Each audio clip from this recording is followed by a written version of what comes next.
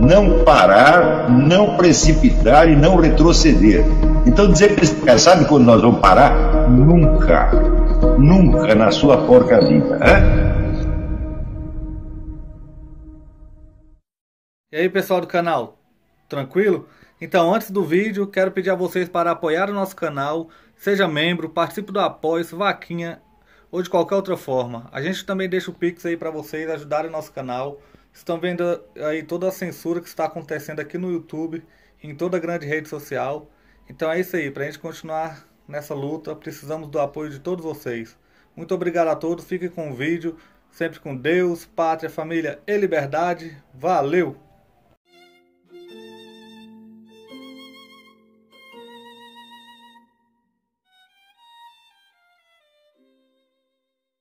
Veja, existe um conflito entre o positivismo e o comunismo, como existe entre o fascismo e o comunismo. São ideologias ditatoriais brigando entre si. Elas às vezes brigam, às vezes entram em acordo, às vezes colaboram, às vezes se matam. Isso acontece. O comunismo e o nazismo, assim como o positivismo e o nazismo. Mas nós não podemos esquecer que o primeiro de todos foi o positivismo. O positivismo deu origem a toda esta coisa. A terrestrialização absoluta do pensamento foi invenção positivista e não marxista ou fascista. É? Mais ainda, como é uma ideologia de cientistas e professores e intelectuais de alto nível, então você imagina o senso de superioridade que essa gente tem sobre o resto da espécie humana. Eles não querem saber a opinião de ninguém, é só eles que decidem tudo. Tá certo? E a nossa república foi implantada assim, a nossa república virou ditadura militar no dia seguinte. Quer dizer, havia muito mais democracia e liberdade no tempo do Império do que com a nossa República. Por quê? Porque a República era positivista. E esta ideia continuou predominando, né, na mente dos militares, dos governantes brasileiros, praticamente até agora. Getúlio Vargas era um positivista. Então, na verdade, todos eles são.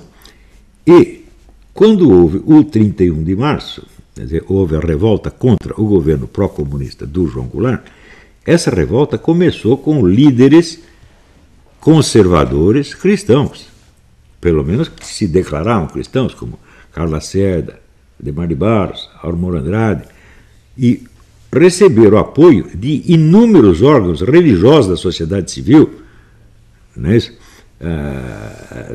A ACM, a Liga das Senhoras Católicas, as igrejas evangélicas, a maçonaria, todo mundo. Estava todo mundo contra o governo desde mais de um ano antes. E isso culminou na Marcha da Família, que foi até então a maior manifestação, o maior protesto do público no Brasil. Disso tudo, os militares não participaram absolutamente. Quantos militares tinha na Marcha da Família? Nenhum. Quantos organizaram a Marcha da Família? Nenhum. Foi só a sociedade civil, a mídia inteira, veja você, a mídia inteira, o Globo, o Jornal do Brasil, o Estado de São Paulo, todos, só tinha um jornal a favor do governo, que era a Última Hora, que às vezes era paga pelo governo, né, que tinha sido fundada pelo Getúlio Vargas. Né. O resto da mídia, todas, estações de rádio, TV, todo mundo contra. Então, esta mobilização popular espalhou pânico no governo Goulart, tá certo? E o presidente e o seu cunhado, Brizola, decidiram fugir para o Rio Grande do Sul. E aí, neste meio tempo, aconteceu a sessão conjunta do Senado e da Câmara, que declarou a presidência vacante e entregou a presidência ao vice-presidente Ranieri Mazzilli, tudo isso legalmente. Agora, é claro que houve também alguma conspiraçãozinha militar no fim. Se você procurar a história, você vai ver que os primeiros que começaram isso aí foram o Carlos Lacerda e o Abreu Sodré. O Abreu Sodré, depois, mais tarde, ele se acovardou e ficou do lado dos milicos, mas ele foi um dos primeiros que começou, ele era governador de São Paulo.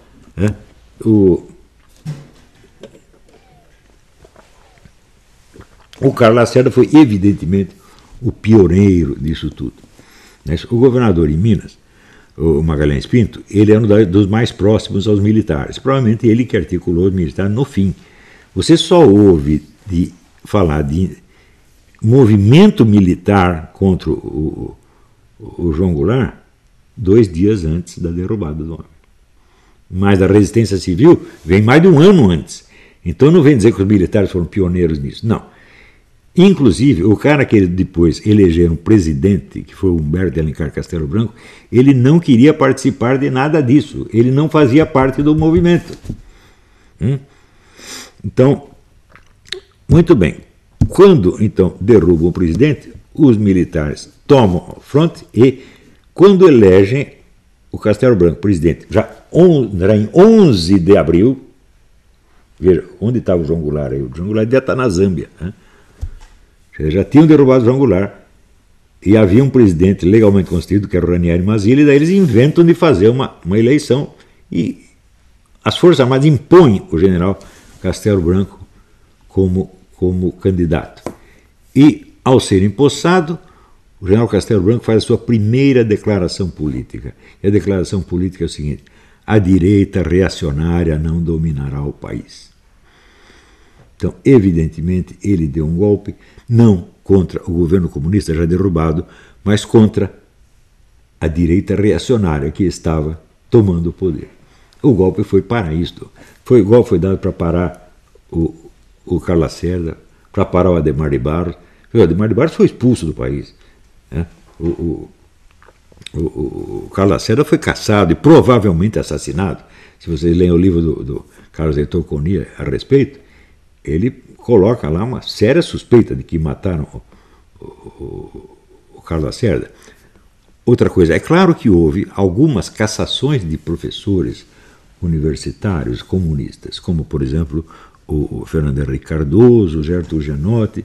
Porém, logo em seguida, estes mesmos receberam apoio bilionário da Rockefeller Foundation e prosseguiram as suas atividades comunistas com muito mais envergadura e repercussão do que antes dentro da universidade. Ao passo que as entidades da direita ideológica foram extintas.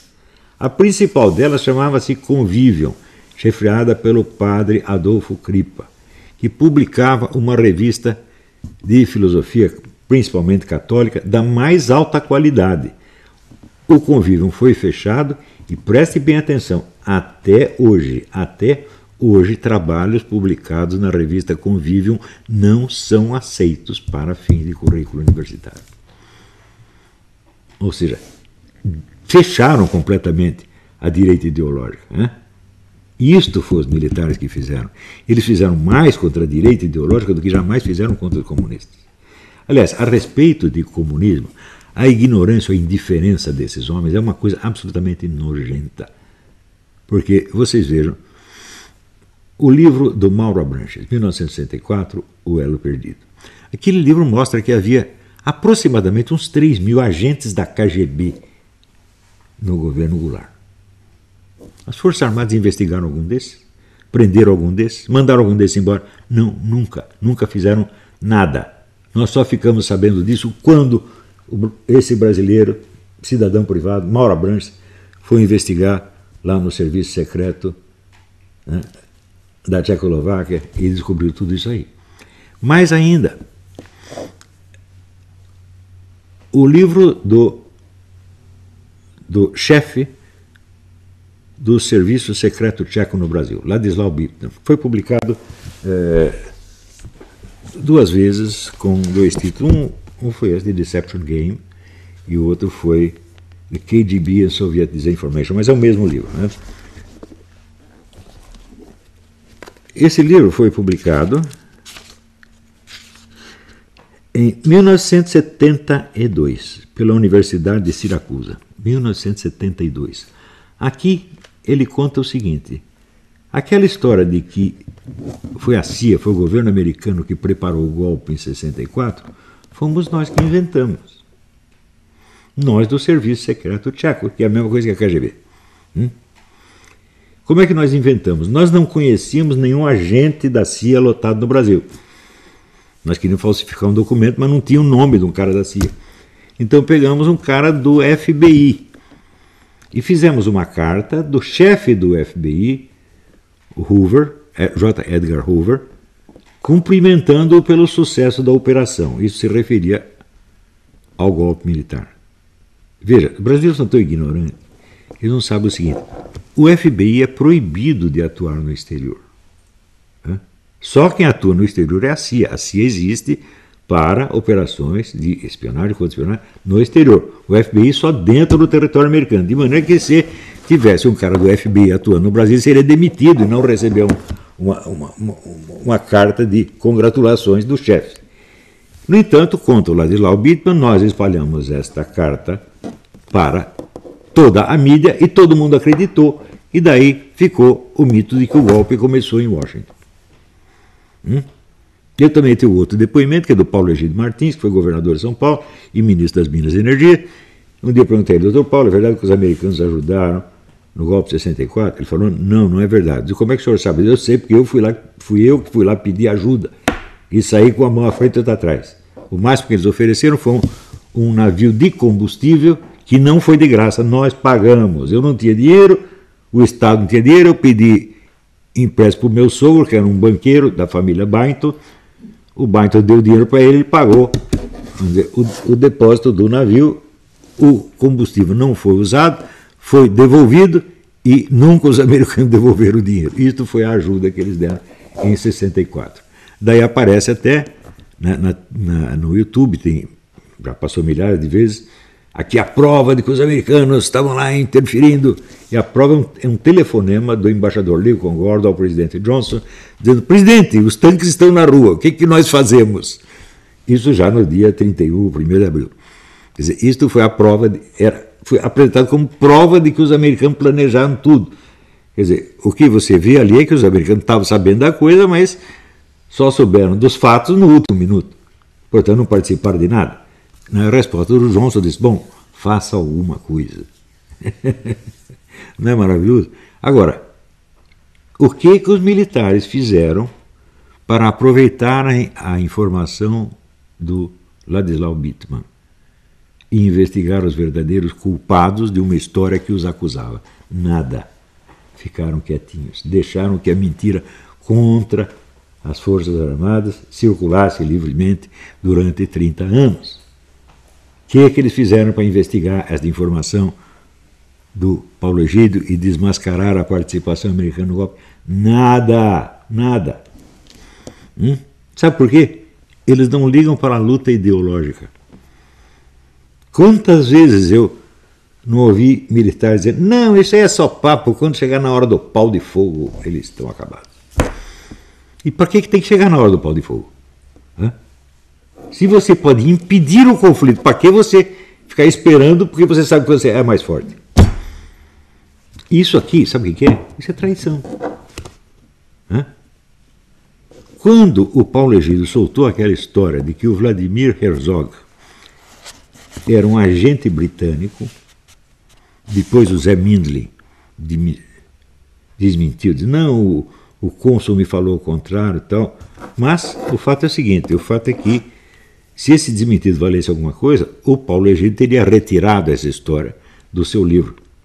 Ele primeiro contou a história, depois publicou no livro a mesma história, de que o cônsul britânico tinha informado a ele que o Vladimir Herzog era espião britânico. Ora, se ele foi espião britânico, quem o matou na cadeia?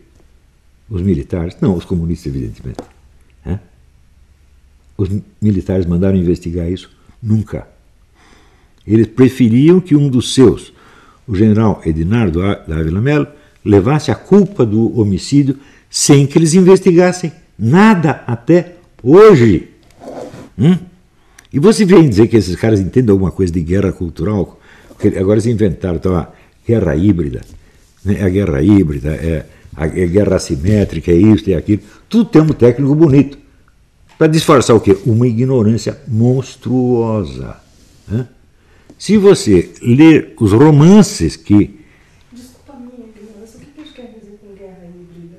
É um conjunto de operações que foi montado para derrubar a Dilma. É um termo inventado pelos comunistas. E agora está dizendo que o general Mourão, ele diz essas coisas contra o governo porque é uma operação espertíssima de guerra híbrida. Pelo amor de Deus, esse pessoal não sabe nada desse assunto, fica se fazendo de gostosão, querendo bancar os super intelectuais, né? E olha, desde o que eu vi desde a década de 90, comprova o seguinte: toda vez que eles ignoram algo, que eles não entendem algo, eles inventam um termo técnico bonito.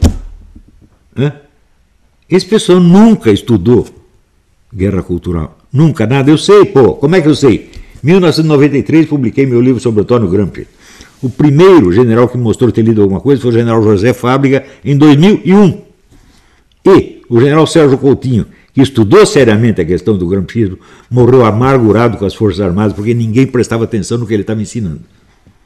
Então não vem dizer que vocês não conheciam nada e até hoje não conhecem nada. Mas agora já inventaram um novo termo técnico bonito, né? Agora já não é mais a estratégia gramsciana, é a guerra híbrida. Que palhaçada é essa, gente? Vamos falar o português, claro. Né? Se vocês sabiam de todas essas operações comunistas e não fizeram nada, vocês traíram a pátria. Não acredito que vocês sejam traidores, acredito que sejam ignorantes, metidos. Né? Acredito que tudo isso aí é exibicionismo. E assim não vai passar disso. Como tudo no Brasil. Os políticos são tudo exibicionistas, o milico também, professor universitário também, jornalista também. O número de pessoas sérias nesse país é ínfimo. Né? Gente que estuda as coisas porque quer saber a verdade mesmo. E, às vezes fica até atrapalhado, porque as verdades muitas vezes contraditórias, nos confunde, mas ele não tem medo de ficar confuso. Né? Agora esses caras têm, eles querem sempre parecer que eles estão por cima.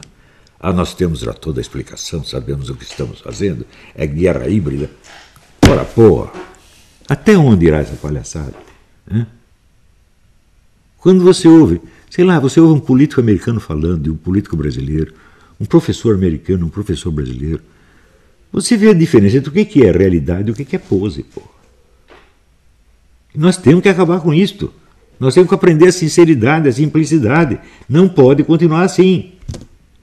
Todas as pessoas que eu ouvi falar no YouTube, então, olha, pouquíssimas me davam essa impressão de sinceridade e simplicidade. O professor Pierluigi de Piazza era um dos homens mais inteligentes do Brasil.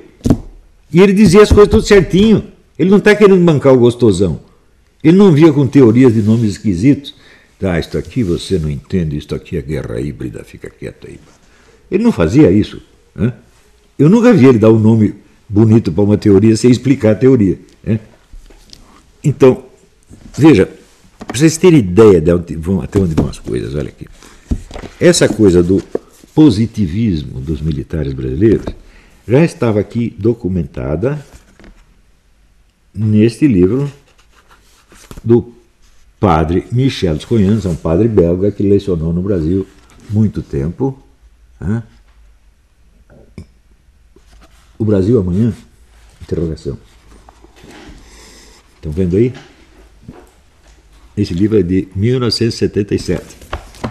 E este livro do próprio padre Michel Desconhans, Destino do Brasil, 1973. Ele já estava discutindo o problema do positivismo dos militares brasileiros. E esses doutores aí, né? Os homens do, como é que se diz, do Estado-Maior, do Alto Comando, até hoje não sabem disso. Então você fala que são positivistas, não, eles nem sabem o que é isso. Ora, é claro que uma ideologia se torna mais dominante quando ela já não é reconhecida como ideologia, como ela passa como se fosse o simples senso comum, coisa que todo mundo acredita. É isso? E o positivismo brasileiro chegou nesse ponto. Você vê, o povo todo odeia discussões políticas, eles querem só técnicos. Isso não é positivismo, meu Deus do céu. É? Ora, o governo dos técnicos está instalado no Brasil desde a proclamação da República. Eles acabaram com a discussão política que havia antes do Senado, era um negócio maravilhoso, botaram um monte de técnicos, engenheiros, etc, etc. Passou mais de 100 anos, olha como uma coisa está, gente. É? O fato é o seguinte, a sociedade humana não é uma máquina que técnicos possam controlar. É? A sociedade humana, você precisa ter, vamos dizer, o faro das coisas que estão acontecendo na realidade, o faro do fato concreto, que não é assimilável a regras científicas ou técnicas. Só pode ser conhecido no seu, vamos dizer, na sua situação concreta. Ora, se você pegar, por exemplo, os romances que os comunistas produziram logo depois do golpe de 64, todo o destino futuro do Brasil está ali. Tudo que viria a acontecer, o agravamento da repressão, a guerrilha, a luta armada, estava tudo ali. Se os militares tivessem lido, eles diziam, opa, é isso aqui que a esquerda está sonhando, portanto é o que ela sonha hoje é o que ela vai fazer amanhã. Porque tudo que nós fazemos começa na imaginação. E onde está a imaginação? A imaginação está na vida artística e literária. Só que esses caras se acham superiores a isto. Eu não vou ler literatura, isso é coisa só para diversão. Nós só lemos aqui livros técnicos. E pronto. Os comunistas fizeram de trouxa. Passados 4 anos, aquilo tudo que estava nos livros de ficção virou realidade. E daí os militares tiveram que dar um jeito na guerrilha. Levaram anos para dar um jeito na guerrilha, em guerras heróicas de 10 mil contra 1. Custou uma nota preta. Nada daquilo precisava ter acontecido. Se eles tivessem compreendido qual era o plano da esquerda. Vocês têm ideia de qual é a profundidade da penetração da KGB, não só no Brasil, mas na América Latina? Vem este livro. A Igreja Católica e o Movimento de Libertação na América Latina, publicado num editoral de Moscou em 1984, por Josip Grigulevich. Passaram-se 20 anos e daí sai este livro, Marjorie Ross, O Encanto Secreto da KGB, As 5 Vidas de Josip Grigulevich. Foi um dos maiores espiões da KGB no século XX e um dos orientadores da esquerda católica no mundial. Vocês têm ideia do poder disso? Algum milico leu essas coisas, não está sabendo de nada, está lá. Agora estou estudando aqui guerra híbrida, estou muito ocupado. Estou muito ocupado com as teorias para prestar atenção nos fatos. Então, você veja, nós temos que admitir isso aí. Em 1964, a derrubada do presidente João Goulart não foi um golpe, foi uma atitude perfeitamente legal do parlamento. O golpe veio depois. Contra quem? Contra os comunistas? Não, os comunistas tinham fugido. Foi feito contra os líderes políticos e intelectuais de direita que haviam derrubado o João Goulart. Isso significa, esses militares acabaram com a direita no Brasil, ao passo que com o comunismo eles não acabaram de jeito nenhum.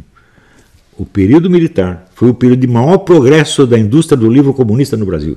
Isso foi pesquisado e comprovado pelo embaixador Meira Pena. A literatura anticomunista desapareceu das livrarias. Os autores anticomunistas foram sendo banidos da mídia um por um.